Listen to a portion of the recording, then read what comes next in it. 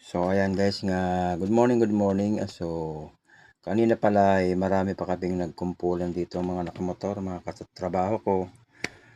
Siyempre uwian na, mabilis pa sa 4:00 yung mga kilusan galawang malupitan eh. So siyempre tayo ay mabagal kumilos. Tayo pa rin yung nahuli. So ayun, tayo na lang natira sa parking. So okay lang, basta ride safe kayo mga katrabaho. Ingat-ingat kayo sa biyahe nyo. So ayun, pauwi na rin tayo. Alas 5 ng umaga ay 4:30 ng umaga to mga idol. Papauwi na tayo sa Las Piñas. From Carmona to Las Piñas uli ang ating uwian ngayon. Medyo malayo-layo, mahigit 1 oras din ang ating biyahe. So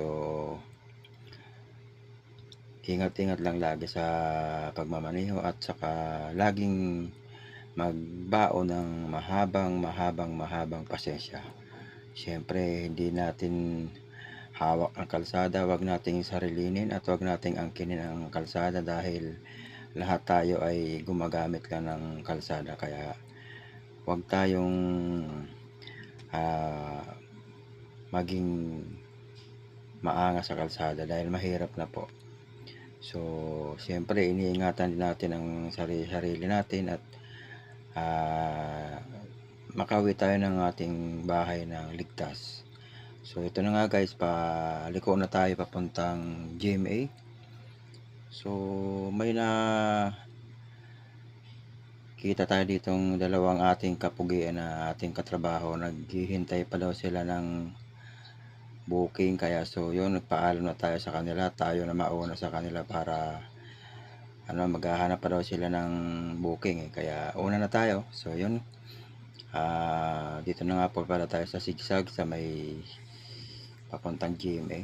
So napakaganda ng kalsada at may mga reflectorize yung daan. Medyo talagang makikita mo yung mga tao na halimbawa may tumatawid, kitang kita mo na may tumatawid kasi ang liwanag nung reflectorize niya. So magaling yung pagkakagawa nila dito at siyempre kurbada to unang una, wala tong street light, walang ilaw yan sa daan, puro lang yan, yung solar na reflectorize sa gabi, sa gabi lang na ilaw. Kaya yun, diyan sa bandang una may mga konting ilaw na pero hindi naman gaanong maliwanag, kaya so napakagaling talaga nung pagkagawa nitong reflectorize na to sa gabi.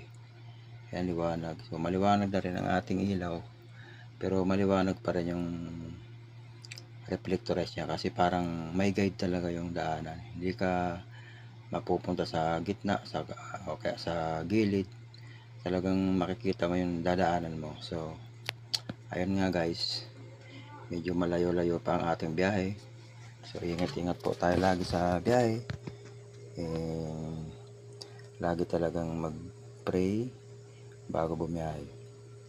So yun lang guys, thank you, God bless, ingat-ingat, thank you.